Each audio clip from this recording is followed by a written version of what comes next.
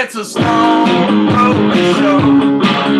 All the skin formation that you need to know.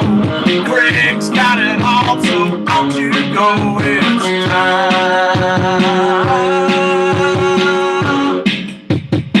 for the Stone Roadie show.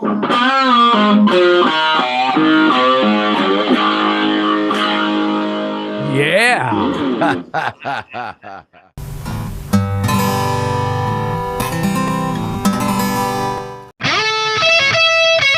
The Stoned Roadie Show, podcast number 286. Action. Alrighty then, fellow Stone Roadie Nation, looky here.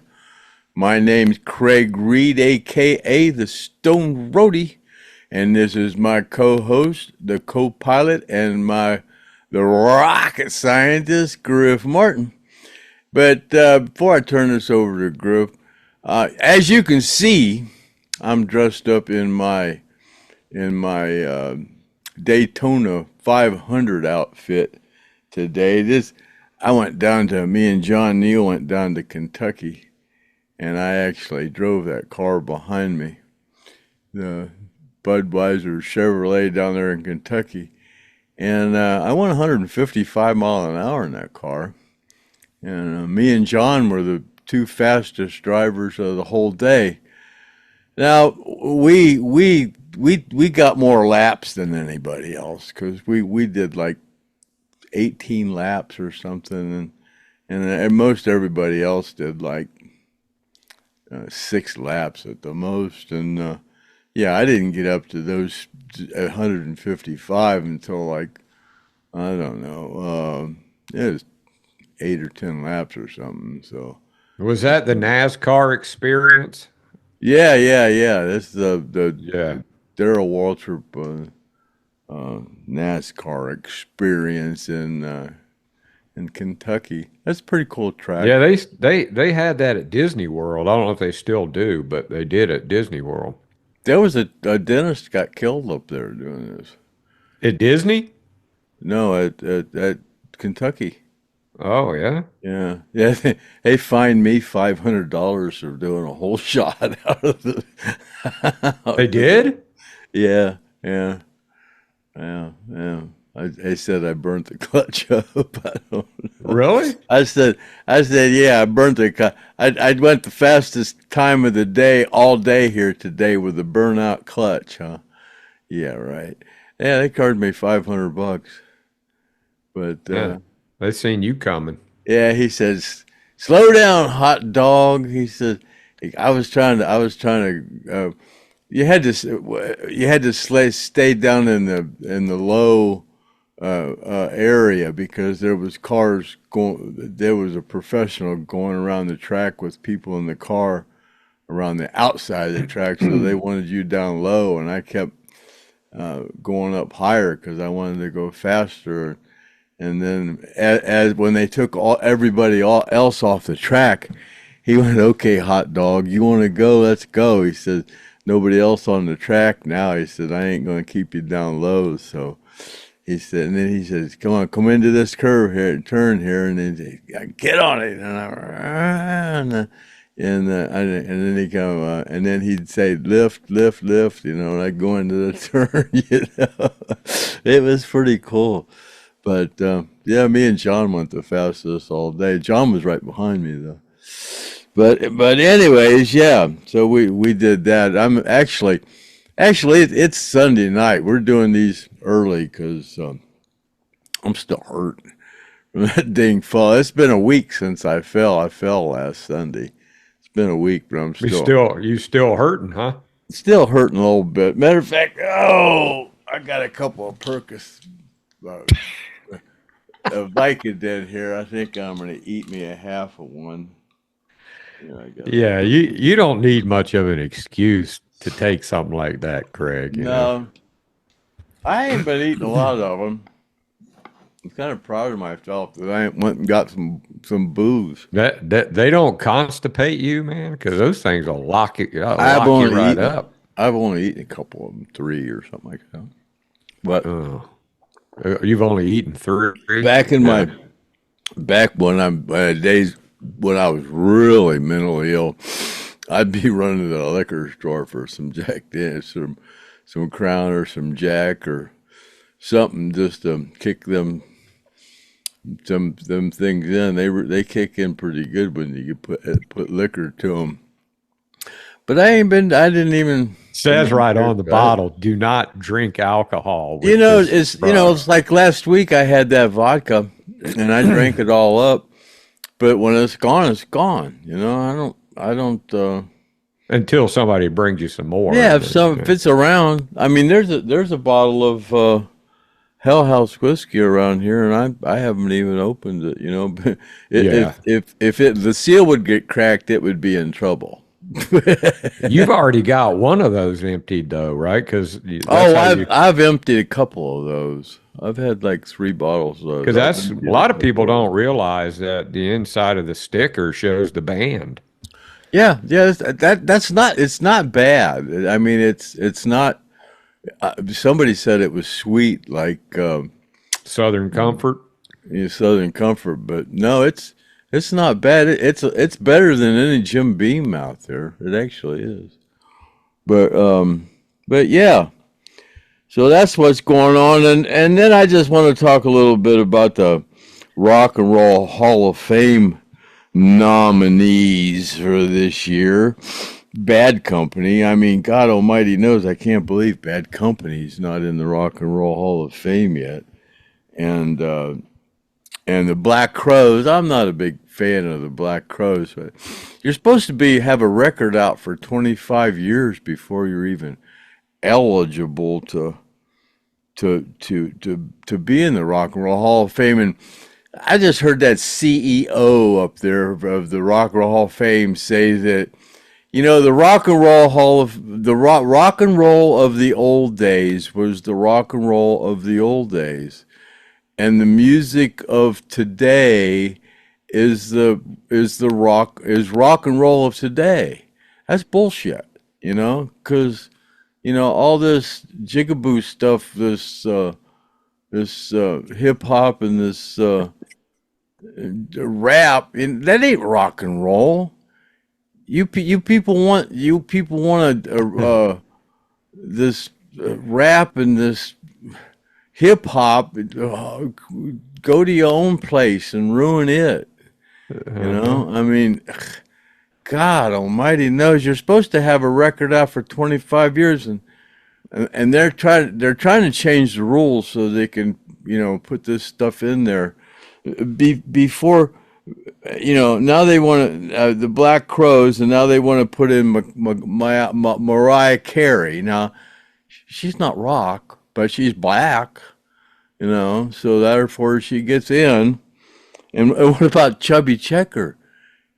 I mean, he's black, but he's fat. What do you guys got something against fat people or something? I mean, Chubby Checker should have been in there 20 freaking years ago before.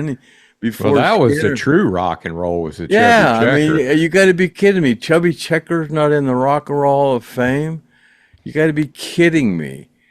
And you're letting him in at the same time you're letting in Mariah Carey. Oh my God. Well, at least they got Bad Company going in. But that's ridiculous. Paul Rogers was one of Ronnie Van Zant's idols. I think they've been pissing people off by not putting them in, and finally they said, "Well, we better do something, man, because people are getting pissed." Because whenever you hear somebody complaining about the Rock and Roll Hall of Fame, the first thing out of their mouth is, "How come Bad Company's not in there?" Well, yeah, and they just put Foreigner in there, and then just last year. Yeah, so they're. But Marshall Tucker will never be in there, and Ted Nugent will never be in there, and that's bullshit. Well, it's probably ran by a bunch of libtards, and whenever whenever they start, like when they want to pass a bill, they put all these other bullshit bills on there with it. Just to get them through. And that's basically what they're doing at the Rock and Roll Hall of Fame. They're putting in all these jigaboo players, like you call them. That's what Snoop Dogg called them. Which one of you jigaboos is going to be the first one to play for Donald Trump? And it was him. Jigaboos. That cracked me up. And Joe Cocker. My God, Joe Cocker played at freaking Woodstock. Woodstock. I mean, anybody played at Woodstock should be in the Rock and Roll Hall of Fame. You got to be joking me. And, Billy Idol. Yeah, okay, Billy Idol. I get it, Joey Davison. Who in the hell is Joey Davison? And I've heard of that before, but, Oliver Anthony's guitar player, our friend, Joey Davis. But I never heard of Joey Davison. Matter of fact, I got one of Joey Davis's picks right here. I heard of Seda Davison. Or Seda Davis. Yeah, Seda. Is it Davis or Davison? Davidson. Davison? Yeah. Yeah. Seda Davidson. She's good, man. She is good, man. She's good. Great singer. Her singing the other day some songs. She's really good, man. She's an old soul, man. Oh God, she's young. She does some really good Linda Ronstadt. Yeah, she's got a great voice. Yeah. If anybody's wondering, she's the one who sang with Zach Lane's band. She sang Getaway. Yeah. Look that up. You can go to the Griff Martin files and see him practicing that. Just Google with Six Gun. Zach. Yeah. They did a really good job on it, and they did. Six didn't get a good job on Smell too. Oh, that Smell. Yeah, it's the best I've ever heard, man. Best I've ever heard. That's the best person I've ever heard anybody try to do. And then Cyndi Lauper. Okay, Cyndi Lauper. Okay, whatever. Manna. Never heard of Manna. Never. You remember that, Craig? You remember that "We Are the World" when they all got together and they were singing "We Are the World"? Cyndi Lauper said, "I don't want to do this song. This sucks." and she almost didn't do it and didn't realize. I mean, that turned out to be huge. I mean, they had a few people in there, and then they started getting Bob Dylan and people like that, and they're like, "Whoa, this is starting to get really big." But Cyndi Lauper said, "I don't know who wrote that song, but it sucks. It sounds like a Coke commercial," which it turned out being. And then Manna, Manna. I've never heard of them. And Oasis. I don't know. I like B bands, man. I like B bands. I mean, I remember, those like one-hit wonder people, weren't they? Oasis. I've never heard. And Outkast. Never heard of them. And Fish. I've heard of Fish, but I heard of Chubby Checker a whole bunch more. Yeah, you'd think. And you said Soundgarden. Oh, Soundgarden's great, man. They're really good. Yeah.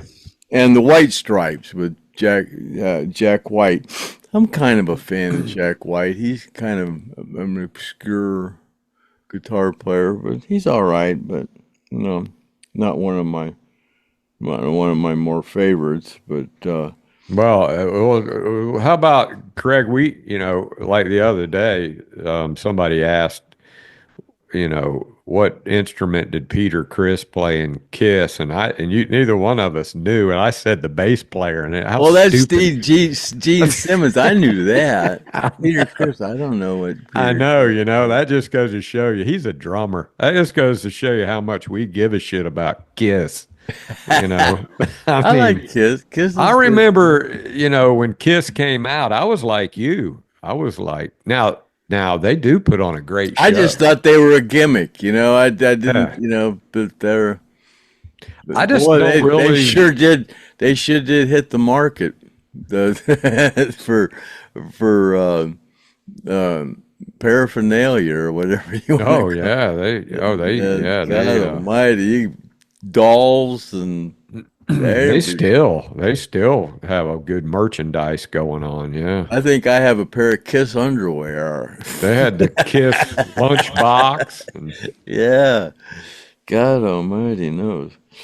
I've seen Kiss. Now I have seen Kiss in concert. Oh, I've seen them a bunch of times. Well, you were there for free. I had to pay for it. And I think I even had to take my stepsister with me, which was terrible. And one more obscure question is, why is Neil Armstrong getting a star on the Hollywood Walk of Fame? Is he an actor? One of them astronauts is getting a star on the Hollywood Walk of Fame. I guess that's because they're an actor. They're all actors. Yeah, they put out a really good film called The Moon Landing. Oh, did you see where the guy was hammering something with his hammer, and he dropped the hammer? And he couldn't get down because he was tied. Yeah, but the hammer fell. But he couldn't get down. Yeah. The hammer fell with no problem, but he couldn't get down because he was wired. So, well, when they do finally make it to the moon, if the moon's real, then I'd like to see what the weightlessness is like on the moon. I mean, there's a certain amount of gravity on there, but according to the flat Earth people, there is no moon. So. And there I am out on the track. Cool. Yeah, you're out there by yourself. Yeah. Nobody in the stands either. That's John's car there, the one that's right there that he's already parked, and I'm doing my last lap there. Yeah. I'm doing 155 there. I'm on the limiter. That's how they know how fast you're going when you hit the limiter. Yeah. There's Chad's picture of the Hell House. Survivor Films Inc. His new that, and Chad was telling me, he goes, man, my dad's got a picture of the Hell House nobody's ever seen. And I said, well, let me send it to me. And then I said, man, that's the picture I used mainly to paint the picture of the Hell House in my painting. I remember that picture. That's like one of the best pictures. It's not real clear, but what did you take that with? Like a Minolta? A Polaroid. Oh, you did? Yeah, a damn $20 Polaroid. Yeah, now that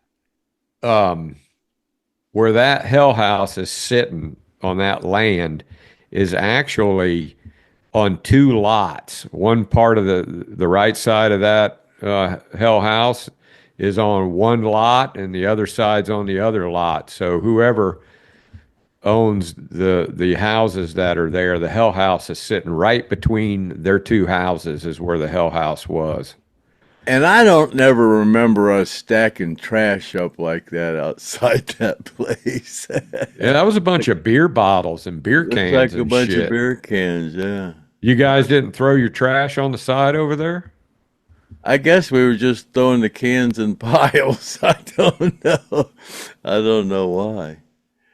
I don't know. That was 50 years ago, man. That was 1974. That was 50 years ago. Yeah, that was a long time, man. Long time ago. That's 50 years ago. Did you guys ever throw shit in the creek, like beer bottles in the creek or anything? No? No.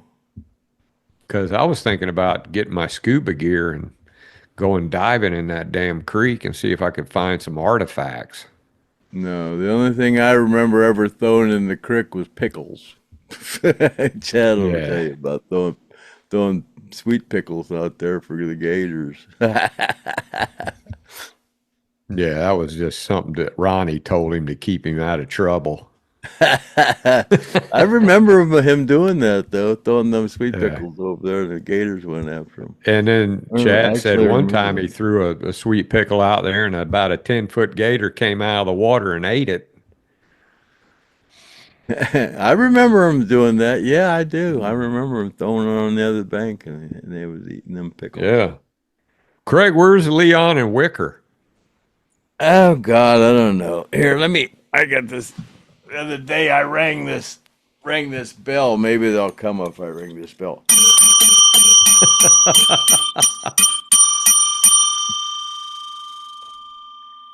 Well, the reason I ask is because we always joke around and we say that's Gary and Ronnie, or Gary and Johnny fighting.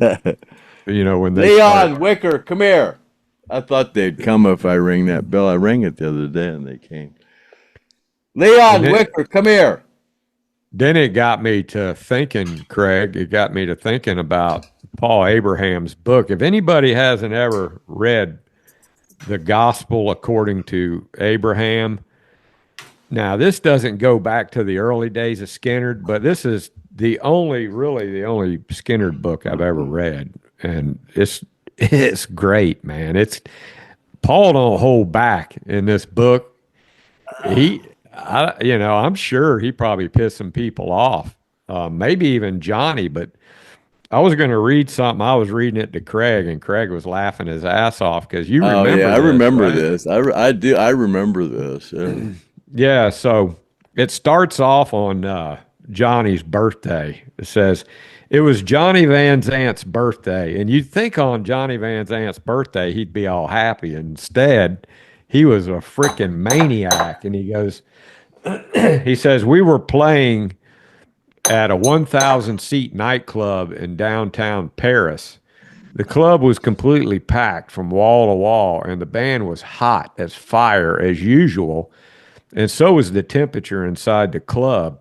I never noticed any friction on stage that night, but after Sweet Home Alabama, the band left the stage and went to the dressing room, and that was when things got a little crazy.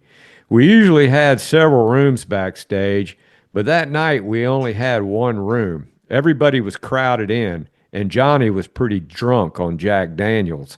I remember he and Randall Hall had some words, and they started a little shoving match. Big Lou, a member of our management team, and I jumped in the middle and kind of broke it up and sent the band back out to finish the show. Freebird was up next. And then all went well, and we got back to the hotel, and it started up again. It was all because Johnny was drunk and had no cocaine to neutralize his drunkenness. He took a swing at Ed King. Ed threw up his left hand defensively, and Johnny hit Ed's hand and broke his finger, the one he uses for his slide. Johnny also took a swing at Big Lou. Finally, Johnny went to his room, and we all thought everything was going to be okay until I got a call from Big Lou saying Johnny might be trashing his room and having an argument with his wife, who had come to France to be with him on his birthday. I got out of bed, and I went down to Johnny's room where there was a huge ruckus going on inside. I knocked, and his wife opened the door screaming at me to call the gendarmerie, who, I don't know, that's kind of like a bellhop or something, or security for the, I don't even know if I pronounced that right, gendarmerie, to arrest Johnny and take him to jail. By that time, I was well inside the room, and Johnny turned his wrath on me. He picked up the luggage stand and flung it at me. The steel bar hit me across my shins, and Johnny came running at me like an out-of-the-control bull, at least a little bull. I did what any Delta boy would instinctively do. I nailed him. He said he hit him with a right fist, smack in the eye. As he was going to the floor, I lifted him up and with a punch in the ribs. About this time, the gendarmerie did not have to be called. He was already knocking at the door.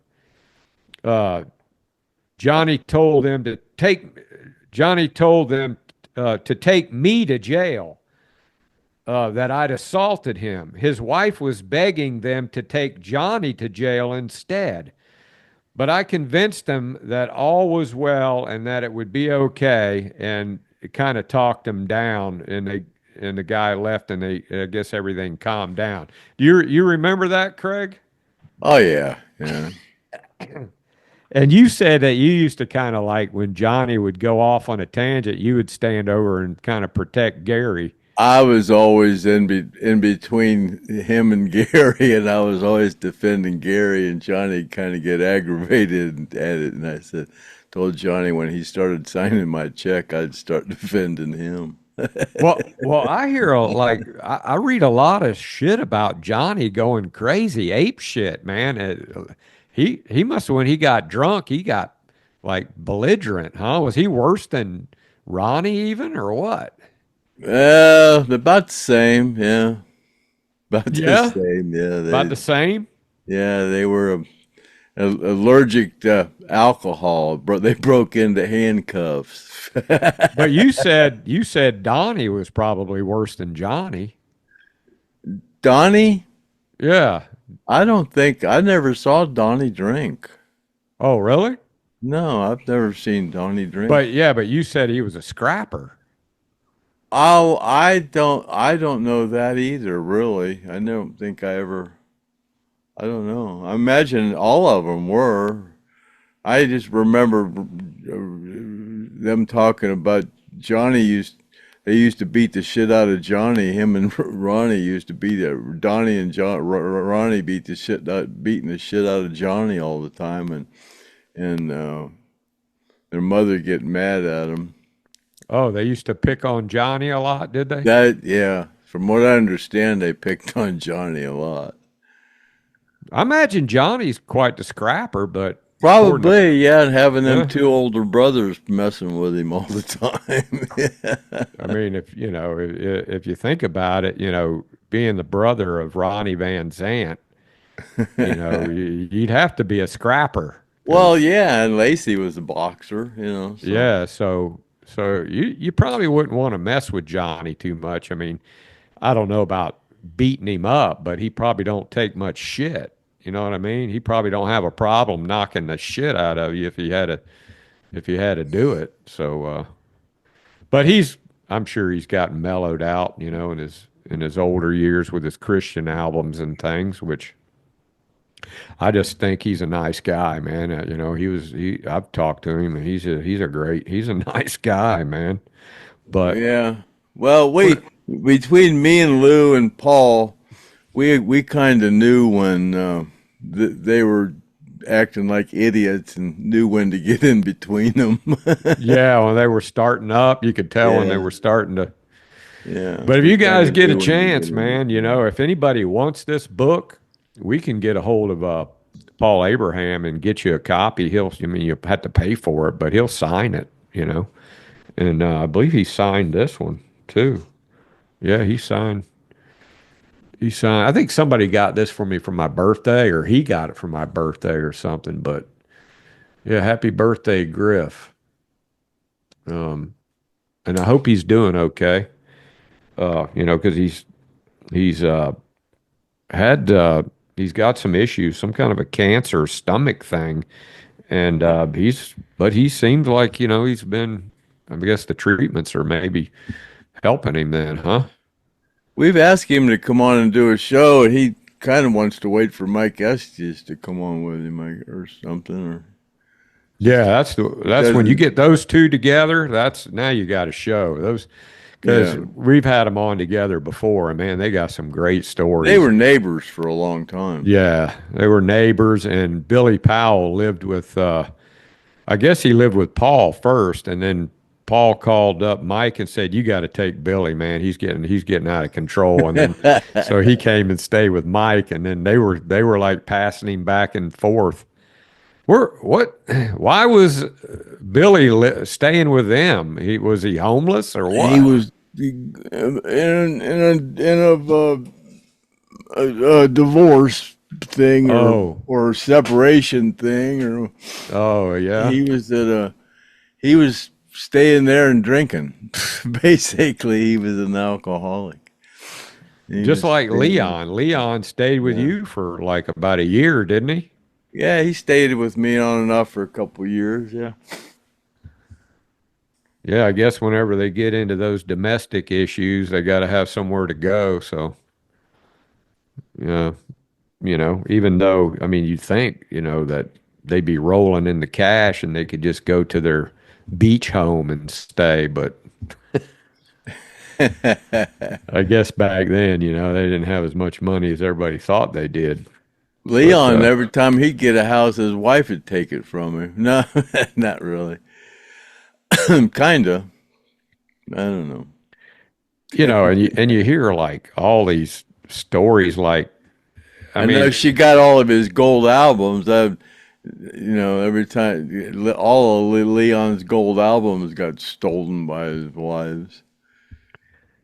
I've been noticing Lily posting a few things on Facebook. It might be time for me to try to call him and set something up with him. See, because he don't live that far from me. I could. Well, yeah.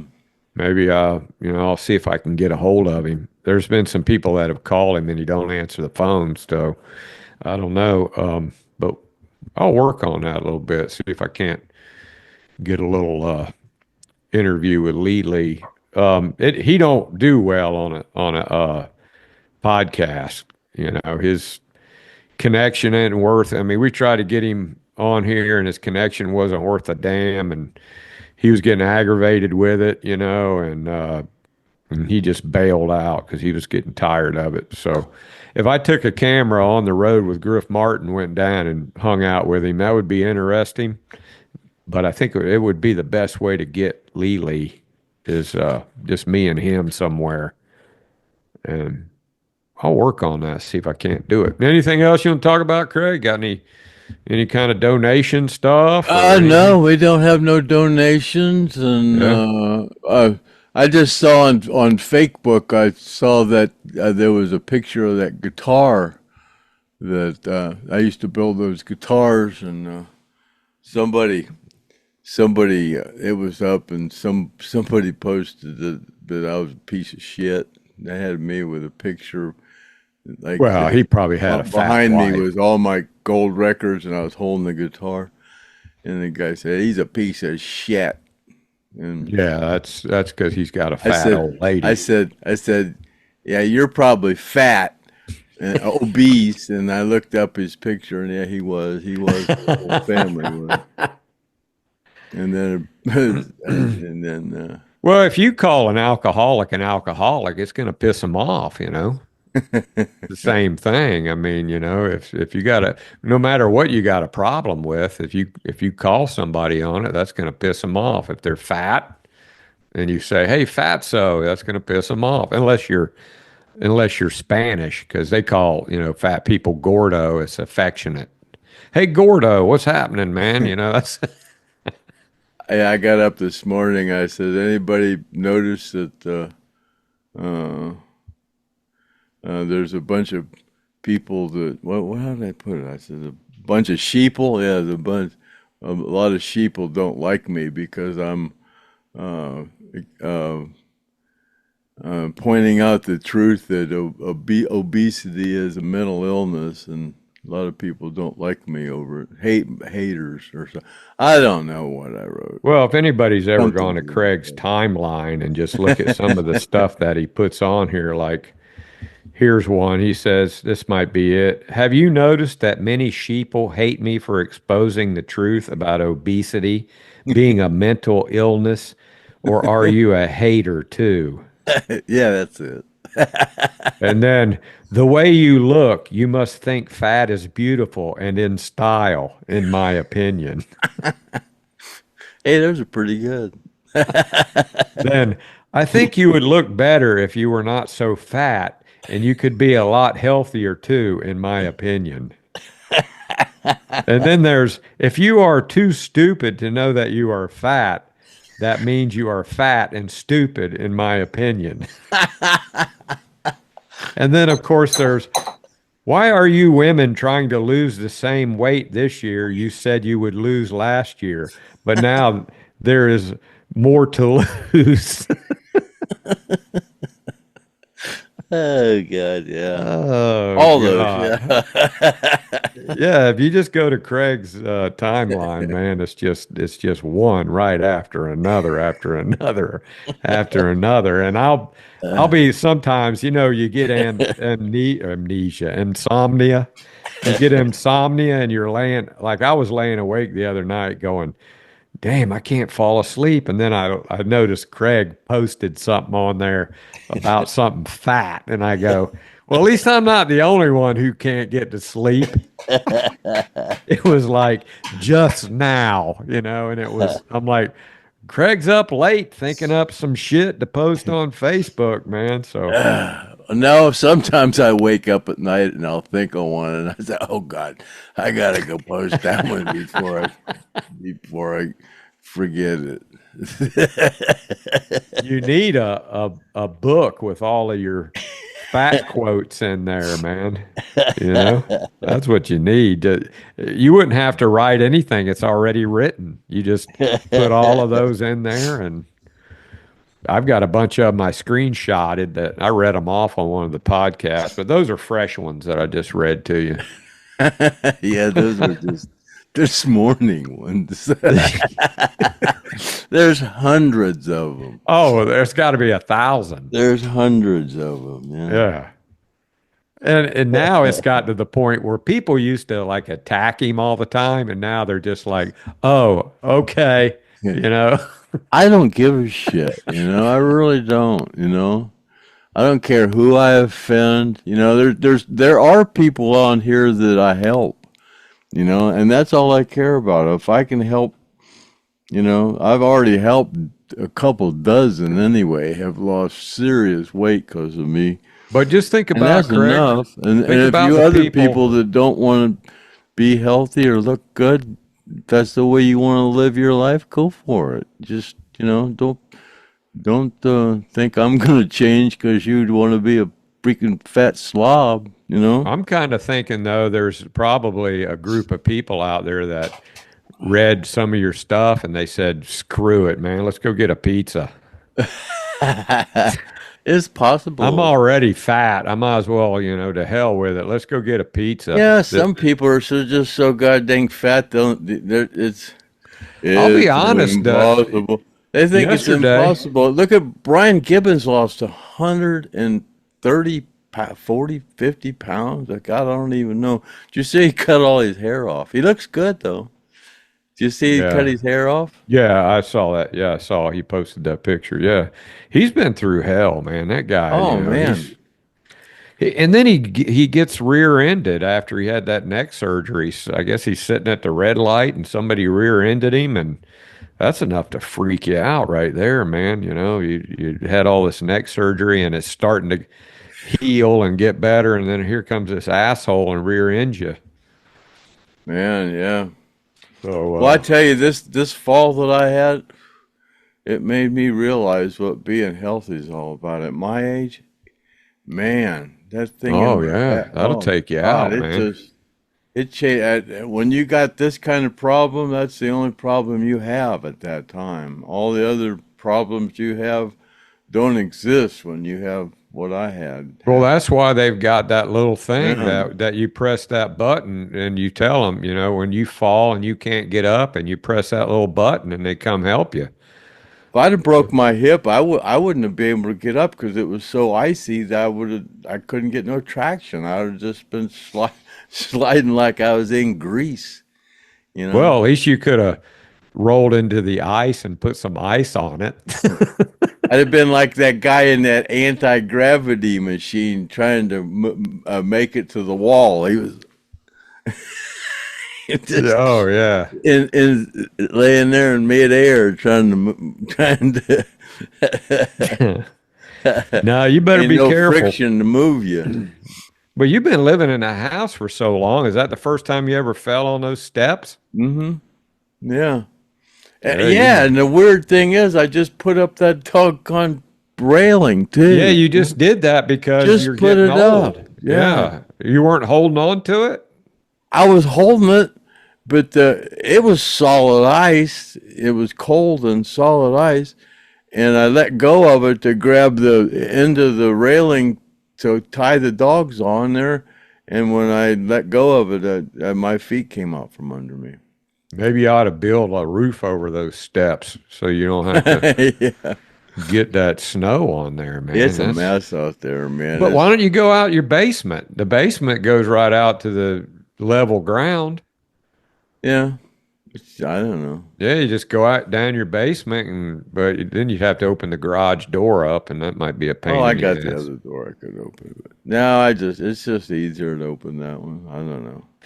Yeah. It's not normally that icy. I mean, just what you're used to. The dogs are used to going out there. That's their routine. Yeah. Okay, well, we've got our comments and questions. We just read a little excerpt out of Paul Abraham's book, The Gospel According to Abraham, which is a really cool title. You guys want to read some funny shit. I mean, it's riveting. This book is riveting. It's really a great book. I mean, it's not early day stuff, but it kind of gives you an idea of the way things were after the plane crash.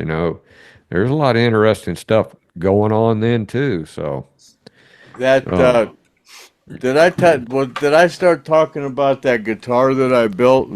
Did I start talking about that? Yeah, you said that. Oh yeah, somebody said they saw one of my guitars hanging in a guitar shop in Nashville in a glass case, and they asked the guy to open the case so they could play it, and they just laughed at him. That's pretty cool. They got one of my Survivor guitars in a case in Nashville, so in a glass case. They won't even open it up to show nobody. That's pretty cool.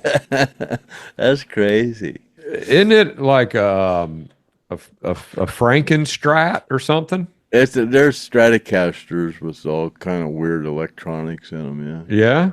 What do they the electronics do? How's it set up?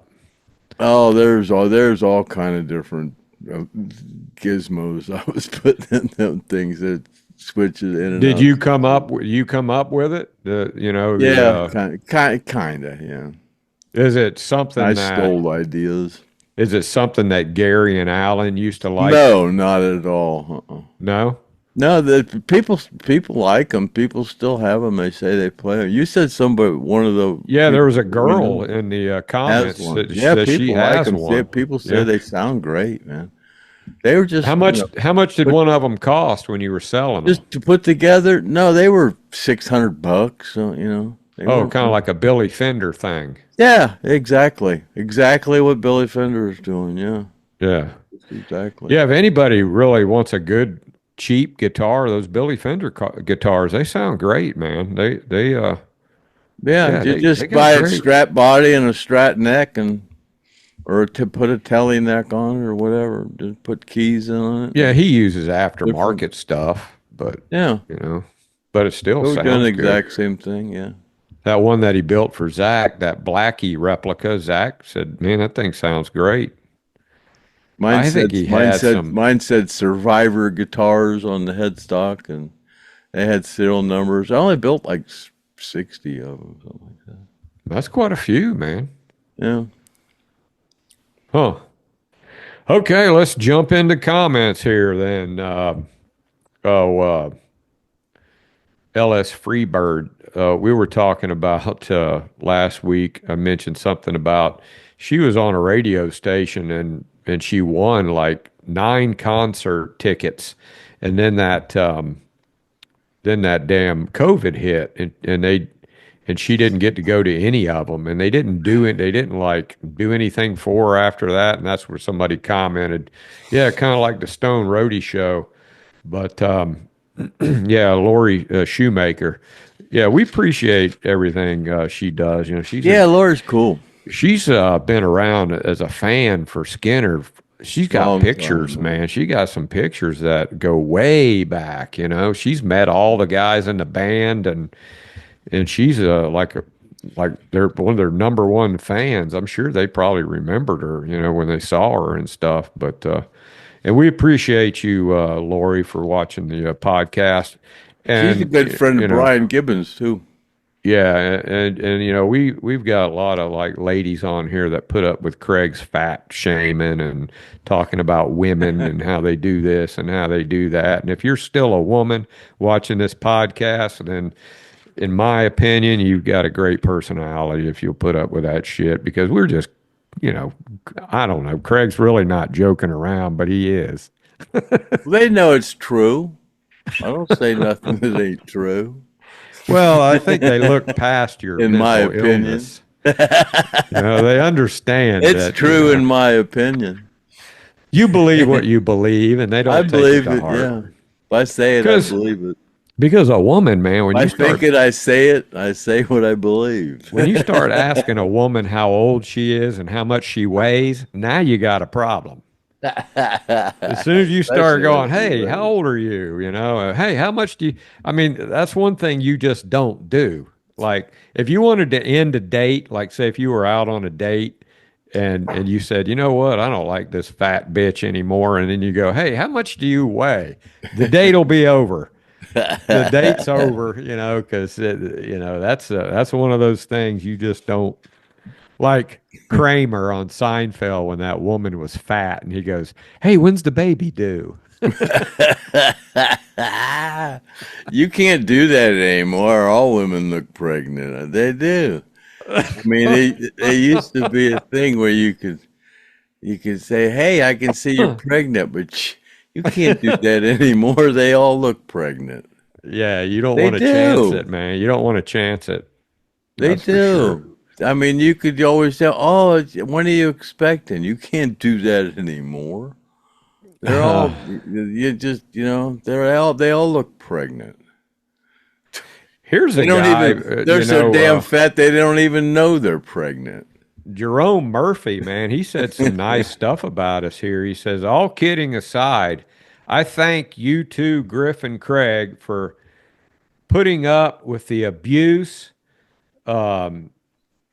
He says that you are offering a great service for knowledge and entertainment, and also aiding fellow human beings who suffered great distress through no fault of their own, talking about the plane crash survivors.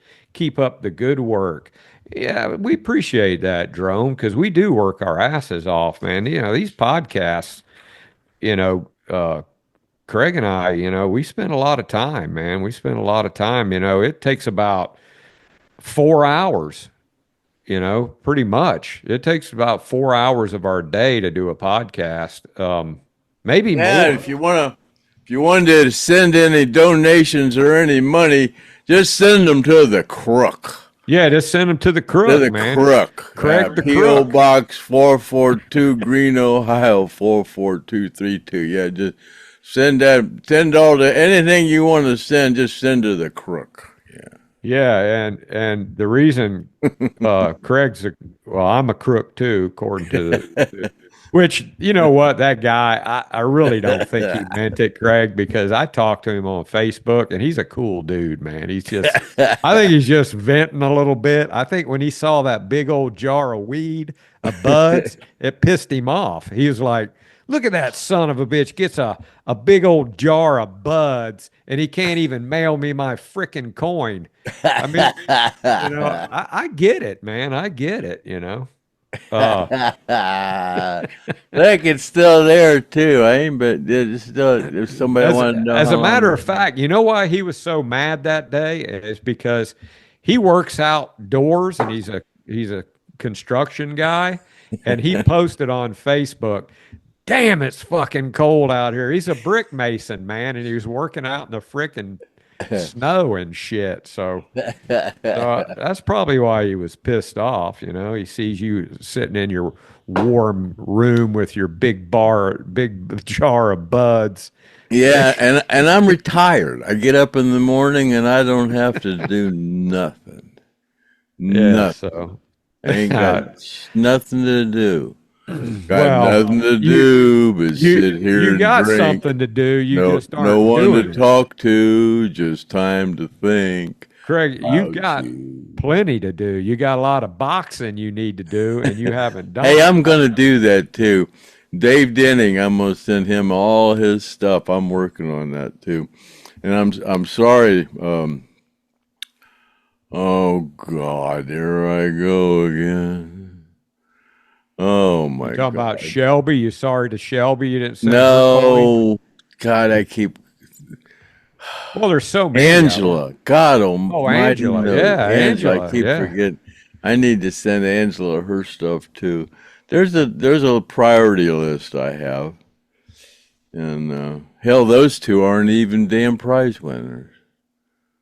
Yeah, so that just goes to show you. Angela sent me money so I could send all the stuff out. I went to send her stuff out 3 weeks ago and tried to sign stuff and got pissed off at myself and quit. Yeah, she sent you all the postage money. Oh yeah, yeah, yeah, yeah. And then she sent it to the crook. The crook. Box 442, that's right. Yeah, Greed, Ohio 442. Yeah, you kept the postage money. That is kind of a crook, man. Yeah, it is. Then Jerome Murphy says, "Sweet Home Alabama was released as a single June 24th, 1974, reaching number 8 on the charts. Skynyrd put out a promo video on After Dark sometime in 1974 full of color. It was a color version. I think some of it was in black and white. And they were playing Sweet Home Alabama with Bob Burns, can be seen on Rocco Plast video in Hamburg playing Sweet Home Alabama. The date is May 12th, 1974. Only Old Gray Whistle Test featuring Artemis Pyle. That's the one that, I guess they must have only done one Old Gray Whistle Test, and those other ones were what we thought were Old Gray Whistle Tests, and that was 1975, November 11th. So maybe that kind of straightens it up right there. Hopefully it does. I'm going to have to go back and watch those. I'm confused with those. God, that was so long ago. Yeah. Yeah, you were probably stoned, man. Probably. Yeah. Patricia Lynn says, "Crooks, no way." We get wonderful skin formation several times per week and get to smile at Craig and Griff on the show. It's a win-win for the listeners. Well, thank you, Patricia. Patricia's just as sweet as she can be, man. Sent me my shot glass and sent Craig his shot glass, and she's two of them. Great. Yeah, she sent me two. And she seems like such a normal person. Why she would even watch Craig and I mean, she looks like a school teacher or something,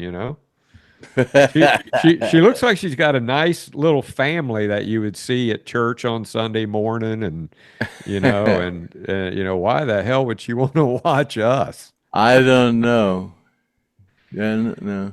And then Kimmy says, "Speaking of divorces, Griff, there really are life hacks or life hackers," she calls it.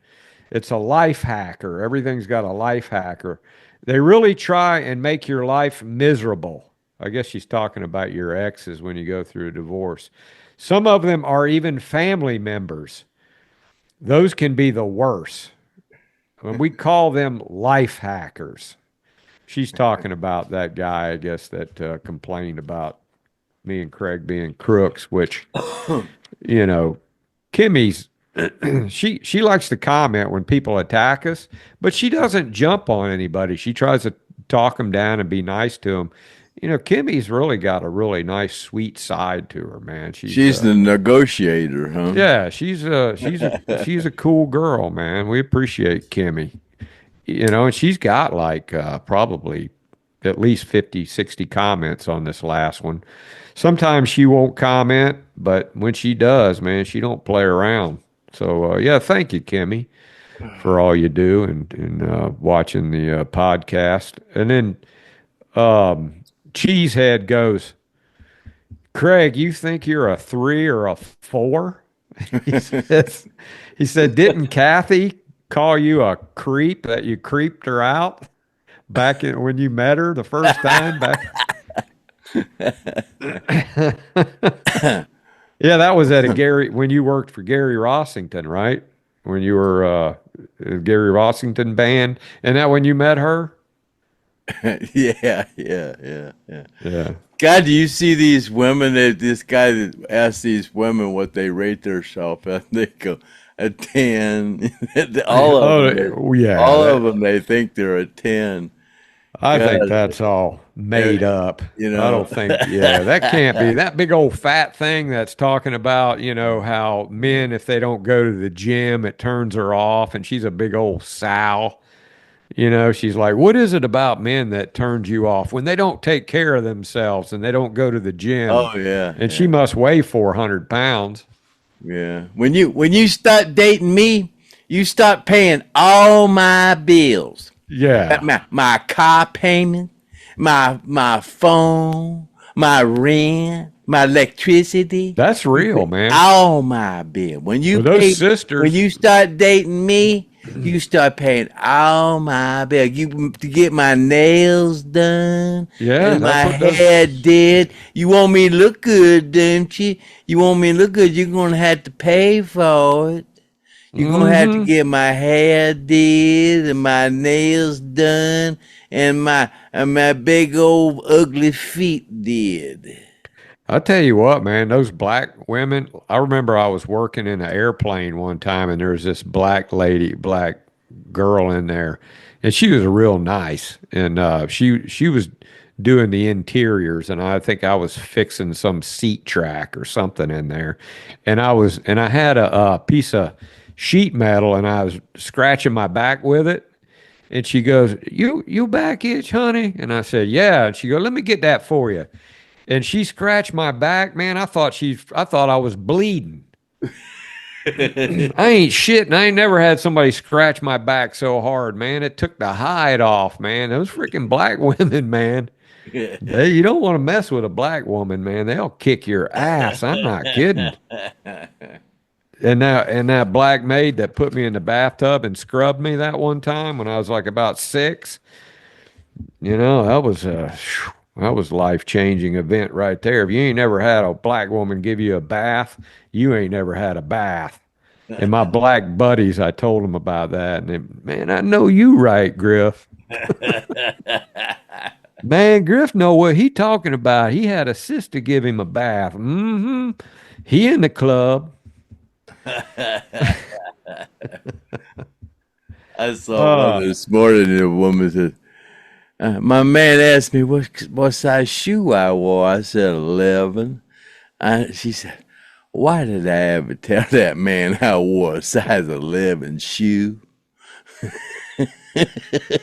Why? What's wrong? Why? That's a big foot, man. That's a damn Sasquatch foot on a woman 11. Well, I mean, all you got to do is look at it. She don't need no water skis for wearing 11. You don't have to tell somebody what size shoe you wear if you can look down and see how big their foot is. I wear 11. Then old Michelle Lovett said, "Happy Valentine's Day, hunks." Michelle Lovett called us a couple hunks. Well, thanks, Michelle. That makes me feel good. And then, hunk of shit. Yeah, and then Kimmy says we're hunks too. Yeah, hunk of shit. You know how to make an old guy feel good, man. That just made my day. Hunk of what? And then Jeff says, Craig, make a coffee table book with all the pictures that you have. You don't need to write a book. Just make a coffee table book and put all of your pictures in there. Yeah. Make a coffee table book and make it actually be a coffee table like Kramer did. Yeah, like Kramer did. You think you have enough pictures to make a book? Oh, God. I don't know. Probably, well, if you took screenshots off of your movies, just think you can. I got quite a few pictures. Shit, I bet you don't even know half of what you have. You probably got stuff. Don't. You probably got stuff. Make that tackle box look like I got so nothing. Much stuff. It's ridiculous. Stupid. You need to contact the Rock and Roll Hall of Fame though, and see if they might be interested in that tackle box. Just put it down. That might get you. That might get you some attention. We talked about that. once before, donating that to the Rock Hall. Yeah, I mean, yeah, huh? Yeah, I got a few things. I mean, I'm surprised the band hasn't given him. I'm surprised Dale hasn't given anything, or Judy, or anybody. And I guess they probably don't have a lot of room in there to put stuff out. It's like, well, they putting all these jigaboos in there. They got a bunch of stupid shit out that people don't even Taylor care Swift about. shit in there. There's not supposed to be anybody in there that's hasn't had a record out in 25 years, and they got all these freaking new people in there. It's they're stupid. Somebody's got to be giving them some money, and that's you. Whenever you give them enough money, then you get inducted. Probably that. I don't know. I used to be that president of Rolling Stone magazine. He's a big liberal, but I heard he was supposed to have exited the scene. Yeah. So I don't know. No, Jeff's the one that was talking about the coffee table book, and then he says he'll give you $200 for that set of keys you got in your desk drawer there, Alan's keys. He said he'll give you $200 for those keys. Go make some copies of them, Craig, and then just give him the keys, and then then you'll have the copies. That's $200. Craig ain't gonna part that car out, man. I've already tried to get him to part it out. But yeah, we're gonna get that guy to your buddy to come in there in the spring and get that thing running, and I'll videotape it. I don't know. You don't think it's gonna work? I don't know. What was the last? What year was it that it last ran? Do you remember? It's been a long time. Has it been the 90s? Oh God, it's been 30 years. It's been sitting there for 30 years? Yeah. Yeah. That thing's seized up for sure. I would think I had let me see. No. I had the red truck, so 1999, right at 2000. It's been 20. Yeah, it's been that long. It's been 25 years. It's been about 25 years? 25 years, yeah. And Jeff says I had the red truck. I had the Tornado and the red truck and something else in my backyard. And then I put the Tornado back there. We were talking about you. You were saying you were a 3 or a 4. And then I said, well, you could probably be a 3 or 4 down in the Villages.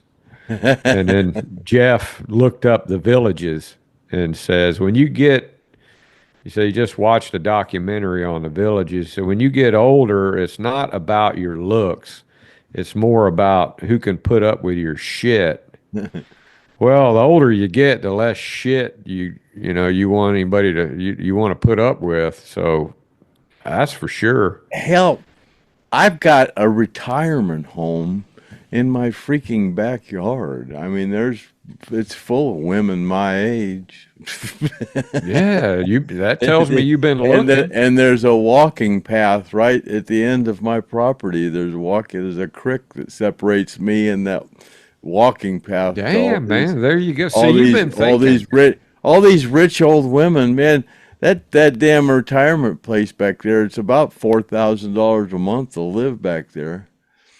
And got all these rich women walking around there. Hell, they sit on a bench right on the other side of my property. I guarantee you, I can't see them because there's trees and stuff. There's probably about at least a third of them are Lynyrd Skynyrd fans and been to a Lynyrd Skynyrd concert, and they know that that you might have even had sex with 2 or 3 of them over there, and they don't even remember. There might be some women, but no, there's none of them. You might have seen one going by on their walker, and you probably had her on the tour bus at one time. I see all the ones from high school at the reunions. There's none back there.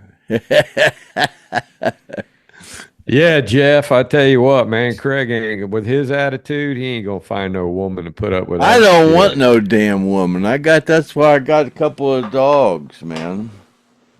Yeah. Yeah. But you got to take care of. You get a Playboy book, and then the pages are sticking together or something. I don't know. You got to do something with that, Craig. It's a dirty job, but somebody's got to do it. My dogs will always love me. They don't care if I'm. They don't have a choice, man. Who was it that said you can? The difference between a dog and a woman is you could lock the dog in your trunk and drive for 10 miles, and when you open the trunk, the dog will be glad to see you.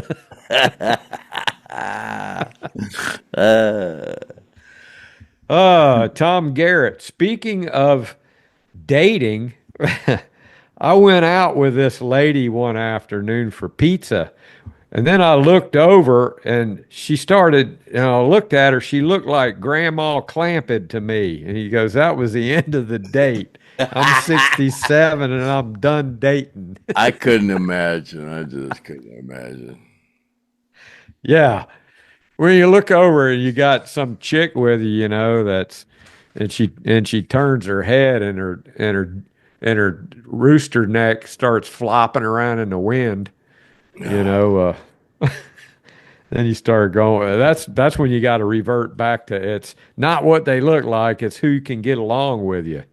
Yeah, that's what those people at the villages do, man. In the villages, they all wear the men wear these Speedos, and they walk around. They got this big, huge belly sticking out, and if one guy goes by and he don't have a big belly sticking out, all these old ladies look at him like, man, look at that guy, they're all, because my ex-girlfriend lives in the villages. She works there, and I used to go there every week, and I would see a lot of stuff in the villages. And that's in the villages where they've got that, what they call a loofah. It's that thing that you wash off in the shower with, and whatever. And they've got, like, when you're living the lifestyle, when you're, they have these sex clubs, and whatever color loofah is what you are. Like, if you've got a lavender loofah, that means you're a soft core swinger, or if you got a pink one, you're a full-on swinger. They really do. Like, I was with my girlfriend one day, and we were walking up, and I saw this pink loofah on this car, and this lady got out, and I said, I'm going to go ask her what the pink means. And she goes, no, get away from there. I was just curious. I was going to say, hey, what's pink mean? What does that mean? Are we on for tonight? No wonder she broke up with me, man, because I get, I was just playing around, but it's real. Yeah, so Tom Garrett, man, yeah, I get it, man. When you go out with these chicks, and then they used to say, if you want to really see what a woman looks like, invite her to go to the beach. Well, that works both ways, man. That works both ways. Brian Gibbons, I didn't realize that Leslie had neck injuries. And speaking from someone who suffered 4 neck injuries, neck pain is the worst. Yeah, we were just talking about that, Brian Gibbons. And yeah, Leslie, man, she, what a tough lady, though. When you're standing there talking to her, or sitting there talking to her, and you realize, that she's got a lot of pain, but she hides it very well. She's a very strong lady. She's, doesn't complain. Like, she'll tell you about some of the stuff she went through, but it's not like a complaint. It's more like just kind of like telling you kind of like what she's been through. And it's a lot, man. She's been through a lot of surgeries, and She's got she can't ride in a car for very long and stuff like that. So God bless her. Homer Hancock, just over halfway through the podcast, and there's already 7 advertisements. We might not get any advertisements on this with a jigaboo comment, though, Craig. I don't know, man. I don't think that word's on their algorithm. It's not. I don't think AL knows the word jigaboo. They might not. Yeah. No, jigaboo. I don't think even AL knows jigaboo. Yeah. Well, let's see what happens. Unless somebody complains. Jigaboo's an old one. Yeah. Yeah, that's an old saying. I don't. And think then Jerome Murphy says, "No, though." Craig, God willing, you have more than just a couple years left. Question for you, Craig. On your diet, what do you normally have for breakfast? And I can answer that for you. Craig does not eat breakfast. No. That's his. Yeah. What time did I eat today? I ate at 3:00. I think I ate today. At 3:00 I had a couple of eggs with Swiss cheese. Oh yeah. And I make my baked bean mix. I use Bush's Country baked beans. Oh, there's a lot of sugar in that, man. And that's okay. I can handle it. I never heard of Swiss cheese on eggs. And I put, what kind of beans are those? I keep forgetting the name of those beans. Poop. But anyway, refried beans? Huh?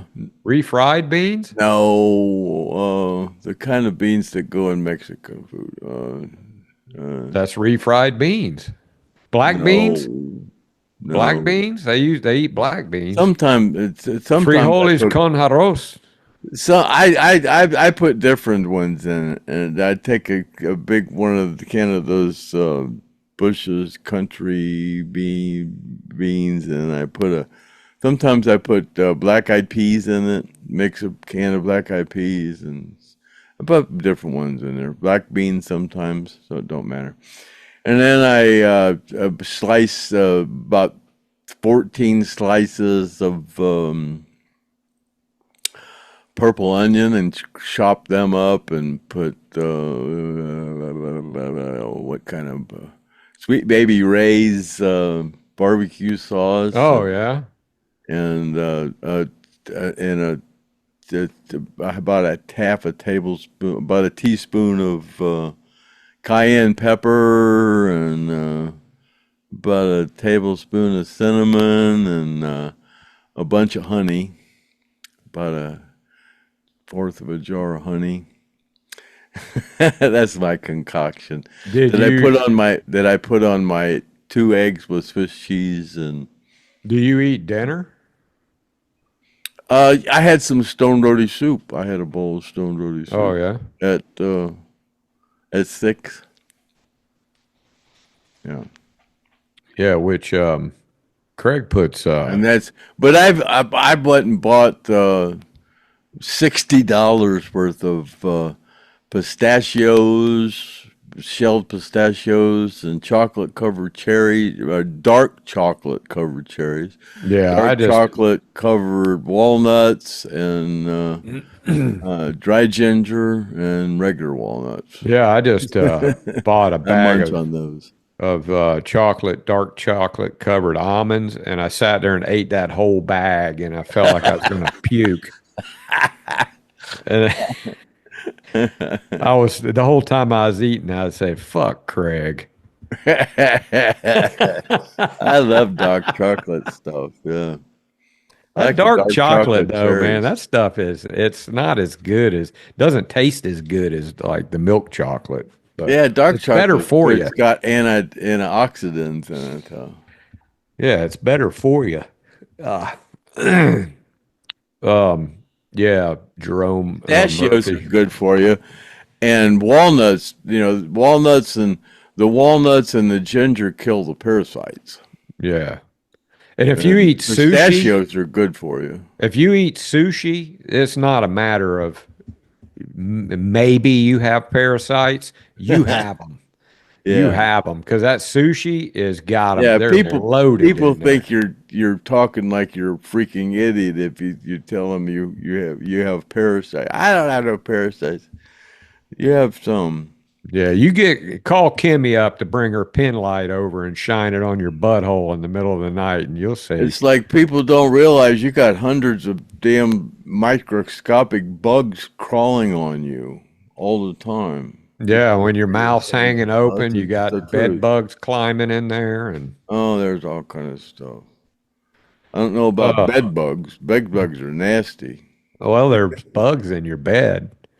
No, there ain't no bed bugs in my bed. Oh, there's bugs in there. Not bed bugs. Your dogs? Not what you call bed bugs. Well, not the ones you get from hotels and stuff. They're little parasites climbing off. Those are nasty, man. Leon and Wicker. I've known people to get those, man. The first thing the damn exterminator wants to do is come in and fog your whole freaking house and put that freaking shit everywhere, man. It's I remember we were staying at the hotel in Jacksonville when we were doing that Rockin' for a Reason and Zach's band, and they were staying in the hotel and about 3 rooms down from me.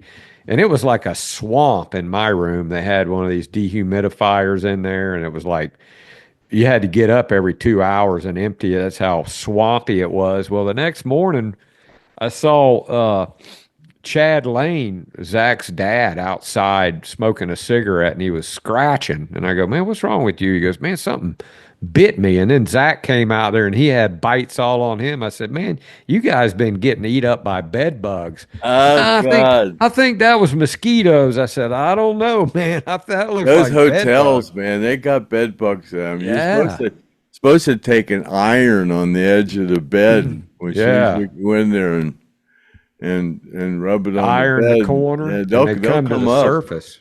Yeah. Yeah, those freakers are nasty, man. I've known people to get them. They were, I'll tell you what happened to me. People spend thousands of dollars to get rid of those things. Here's a story for you, Craig. I was coming back from North Carolina. I had my cabin up there. I was building, and I was coming back, and I came down with the flu.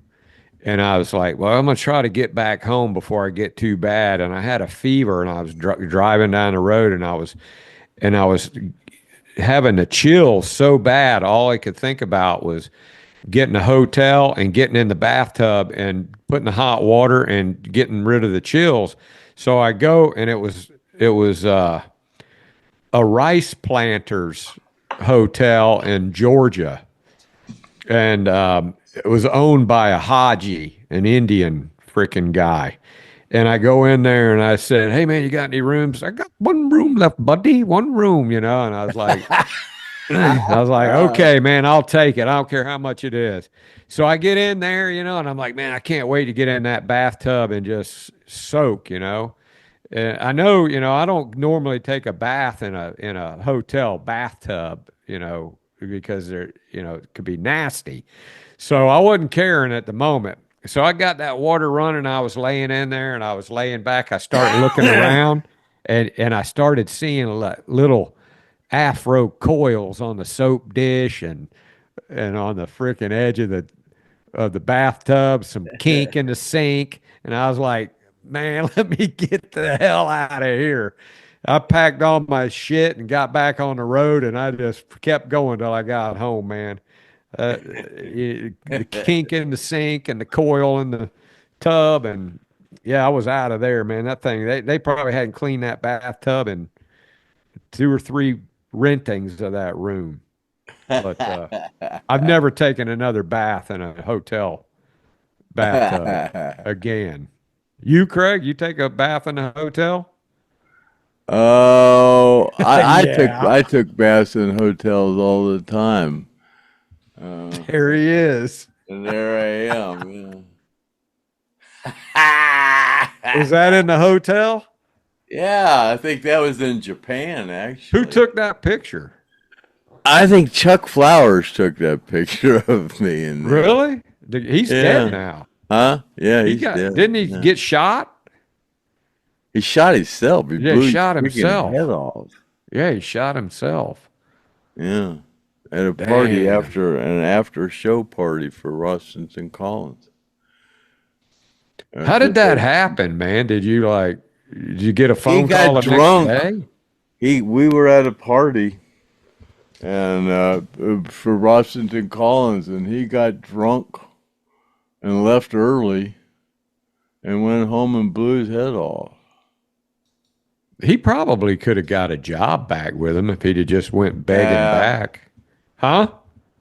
I don't know. Yeah, man. All he had to do was say, "Hey, man, I made a mistake. I told Ronnie I wanted more money, but that's possible. That is possible. That could have happened. Yeah, he could have got his job back. Shit. Yeah, that is possible. Yeah, never thought about it, but that is possible because that was Rossington Collins. He could have done it. Yeah. Yeah, they'd have hired him. Man, back. Guys, I'm sorry. Yeah, he could have done it. Yeah. I mean, he just it's that drinking, man. It's that drinking. I don't think everybody ever thought of that. I should have thought of that. Chip Curry says, "Hey, fellow winners, chill out, everybody. Craig works on rock and roll time. He said, we'll get our shit when we get our shit." Throw in another coin for Chip Crewy there, Craig. Send his out. Yeah. Send his out after you send out Dave the Disciple shit. No, they're right. I need to get off. It's part of my mental illness, I told you guys I'm mentally ill. I'm trying to work through it. When I finally get this stuff sent out, I'm working through my mental illness. My sister, she listens to the podcast when she does her quilting, and she said, "I'm concerned about Craig saying he's mentally ill." She said, I don't know. Why is he saying that? And I said, I don't know, man. He gets. Well, at least I can admit it. You people that are fat and obese, y'all are mentally ill, but you won't admit it. At least I admit it. But what are you mentally ill about? At least I don't have the type of mental illness that I would be content with living my life being fat or obese. But what's your mental illness? That's a different kind of mental illness. Why do you think you're mentally ill? What is it that you're mentally ill about? Well, I think I need to smoke pot all the time. So that's true. And for sure, one of my ex-wives told everybody I was mentally ill, and that's why she needed to divorce me. Well, she was mentally ill for marrying you.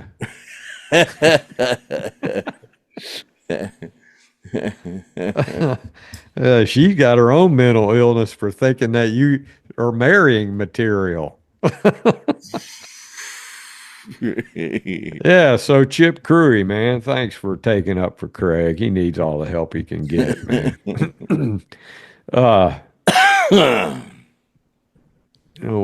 Sometimes I can't even read my own writing. I don't even know what that one was. Everybody's got everybody's got quirks, everybody. I mean, speaking of your ex-wife and stuff, John Myers says, "Hey, Griff," I think it's Myers, John something.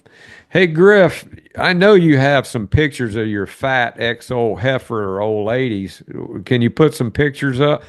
I tell you what, man, all of my wives that I had, I was married 3 times.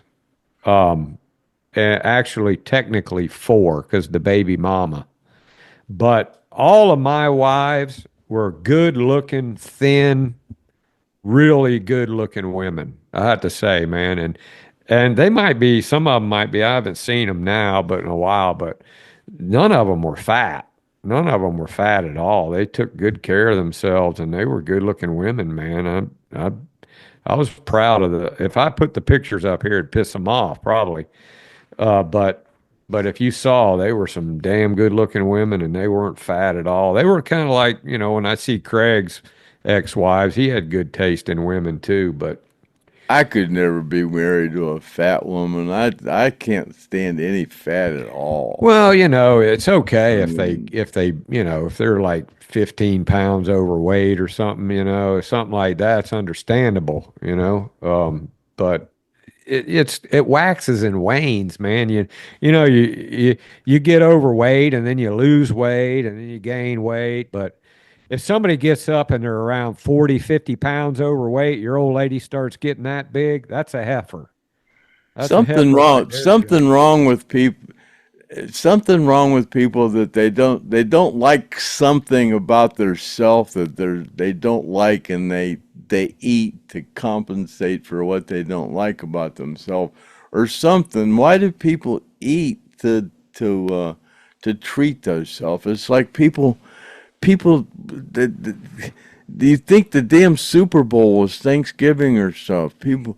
People spend all day cooking snacks so they can eat during the whole Super Bowl. That's mental illness. Well, back whenever we were kids, you went out to dinner maybe once a month because you couldn't afford it. If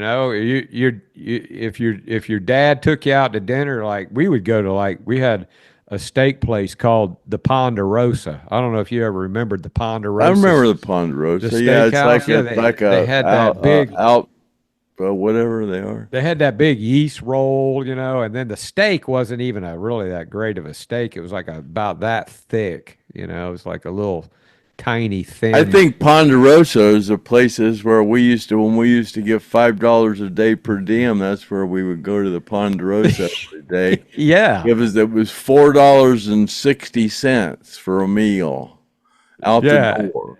And whenever I had a stepdaughter and I had my daughter and then I had my wife and then me, and I would tell them, I'd say, water. All you can have is water. You can't have a Coke or tea because that would add like $10 to the bill when you start getting anything other than water, But I drank water too. It wasn't like I had tea and they had to have water. So, but yeah, we never went out. Some people, they go out, eat every night. Like Jimmy Withers. Jimmy Withers, he'll cook. I see he puts stuff on Facebook sometimes where he made, his aunt's stew or whatever. He mostly goes to country kitchens, though. Yeah. Country cooking. What I see him eats country food, Yeah. Soul food. And he always takes a picture of it and then says, "Oh, shit, son." No shit. Oh, shit, yeah. And then that last time he and Gene went to somewhere, and then the next day Gene calls me, goes, "Hey, man, I'll come over a little. I'm gonna be a little late. I got a stomach virus." And I said, "Don't even come over here, man." I said, "You probably got that eating where that you and Jimmy Withers ate last night." And he goes, "Yeah, I didn't think about that, man. I might have got it from there." He goes, "But usually that place is pretty good." That's that place where the lady was complaining about her bill, and Gene stood up in front of the whole restaurant and told her to get her Yankee ass out of line and get the hell out of there. And everybody's looking at him. He goes, "We all looking at y'all damn Yankees." He said somebody has to say something. He's a trip, man. He is a trip. I got him to sign my boat. I'll have to take a picture of it and put it up there, and so you guys can see where Gene signed my boat. It added $500 value to my boat, Oh, it sure did. Yeah. Maybe more than that. Then we got one more comment here. Thomas Manning, he says, didn't Artimus write a book that pissed everybody off? No, it was that movie. Was it the movie? Yeah, he didn't write a book. Well, he didn't piss everybody off. They just told him he couldn't do a movie. Them guys all signed something that said they couldn't never write a book or do any kind of movie or anything like that about the band. Really? And that's the thing that Gene Odom never signed. They made something about, I don't know, Gene. Yeah, they actually wrote a letter that said Gene could do whatever he wanted. He was exempt from that or something. I never saw nothing like that. And Gene says he's writing another book. He's writing another book. Yeah. Actually, yeah. Yeah, I never signed anything. You know, a lot of places when I worked for the union, there was a lot of places that you had to sign a contract that you wouldn't tell non-disclosure agreement. That you wouldn't say anything about anything you saw there. If you did, you could be sued. Yeah. You know? So yeah, I never signed anything like that. But I don't have any intention of doing anything. Well, you're doing it now. I guess I am. Yeah. You got your tell-all now. You know. Yeah. And I guess also Paul Abraham must not have signed anything either, because he don't have a problem telling it like it is in his book. He's got some pretty good pictures in here too. Craig's gonna tell it like it is. It's something that you ought to know. No. If your feelings get hurt real easy, you better not watch the show. And there's Paul Abraham standing by a Johnny Winter sign. Paul's a cool dude, man. He's a cool guy. And that's the comments and questions for the podcast on Monday morning. You drive into work. Hope everybody has a great day at work, and it's gonna be cold throughout the whole country coming up here this week.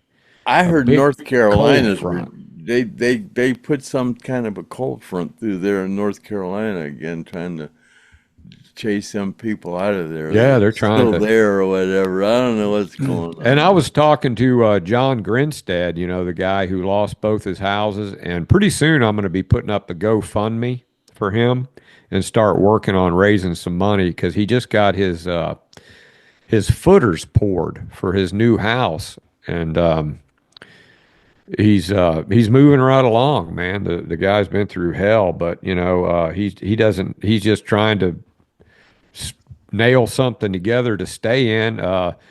There's a couple like volunteer groups that helped him out. They gave him a camper to live in, and then now they built him a tiny home for his dad, who's a Korean War veteran, and so now he's got his footers poured so he can start working on his house to get him out of that camper, because the camper, the plumbing's freezing in it, and he's got to take a bath in a bucket. Him and his wife, you know, they're going through hell, man. There's people in North Carolina. I don't know what I think Trump has got some funding for them where they're actually housing them in apartments and things. So I'm going to give old John Grinstead a call and find out where he's at now, see if he's got an apartment yet. I'll probably do that tomorrow. But yeah, that's it, Craig. Happy trails, man. Well, I just wonder now that Trump's in office, are we going to talk about happy trails?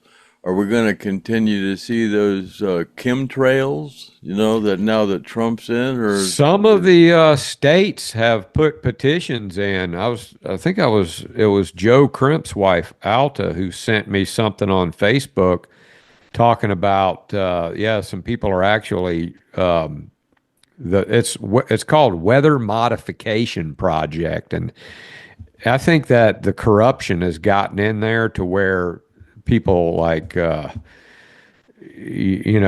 some of these deep state Bill Gates types, and they're in with Monsanto, and they are making these, they're contaminating the soil where your crops won't grow unless it's a specific tolerant seed to that stuff. And they're trying to corner the market on everything. They're putting graphite. They're dropping graphite everywhere. I see people with aluminum, magnets, graphite, and pieces of paper, and they scrape it along the ground, and there's graphite coming up. I don't know if that's all fictitious or like this stuff that's happening in North Carolina. Is this weather manipulation, or we can tell these airplanes where they're at and everything. There's what is that that podcast, Monkey Works? He tracks all those airplanes and what they're doing and stuff, and you can see where these planes and who they're registered to and everything. There's some crooked shit going all on. This, and they can't hide it anymore. Well, what about the drones? Nobody's really told us what those drones were. Yeah, they can still. They just kind of forgot about it. Do all this seeding and stuff with drones. I mean, they have those big drones, but I don't know. We'll just have to see if all this stuff's gonna cease and desist.